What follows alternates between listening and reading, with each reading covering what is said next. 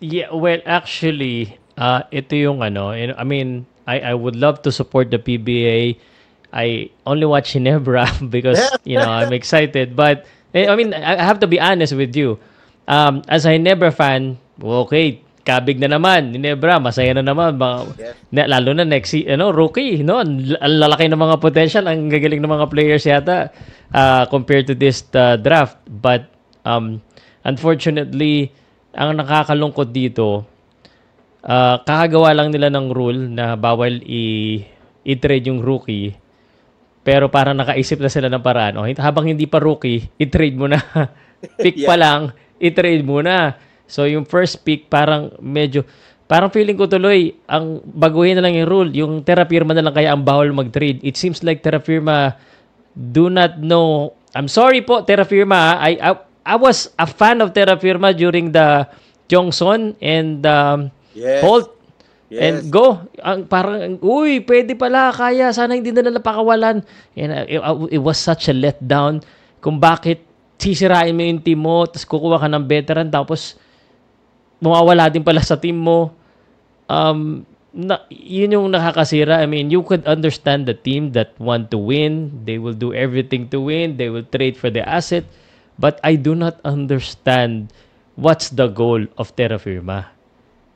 Wala nga eh. Kaya nga may mga allegedly may mga rumors na allegedly Allegedly. Ayan na. farm team daw. Yung Oh. farm team kasi yung Terra Firma. Yun ang, tingnan mo. I still remember this. Like, it was yesterday. Nandun ako sa Summer League. This was unfortunately around the time where pumanaw yung kaibigan nating sa industriya, si Boss Chino Trinidad. Chino. I was at the NBA Summer League. I got the news na, na-trade si Holt and Go. Na-trade sa sa Ginebra. And sabi ko, for who? Stan Hardinger and Pringle, two aging veterans. It was a very unfair trade. So I made calls. So nakausap ko isang executive ng Terra Firma. And sinabi ko, what's the rationale of this trade? So ayaw niyang ipangalan, so I did not name him in my story. Pero sabi niya, please, wag mo ako i-quote kasi baka mawalan ako ng trabaho. So sabi ko, okay, so what's going on here? So parang may tumawag daw sa kanila, sa Terra Firma, na i-trade natin si parang they were just told daw. That's what the guy told me. They were told na yung player nyo na-trade na. So sabi ko, kala ko kayo ang mag-decide. Di pala. So pinagsabihan lang sila na na-trade na yung dalawang player nyo. In exchange two players. So, I'm not saying that. I'm just saying what I was told by the person who worked for Terra Firma and told me na wag mong isabi kasi baka ma-fire out ako. But this is what happened. Kasi mapapahiya siya dahil what kind of team are you? What kind of trade is this?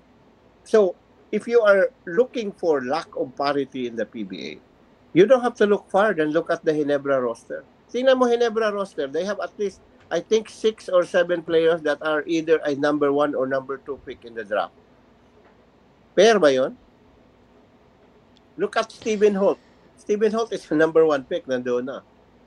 Next year, kung ang Terra Firma will be as bad as they always are, number 1 pick din yung draft na trinade nila for Mariano and Haminsi. Oo. So, dadagdagan na naman. Di ba? So, yun ang problema ng PBA. There's no check and balances and teams can just build and build at the expense of the weaker teams.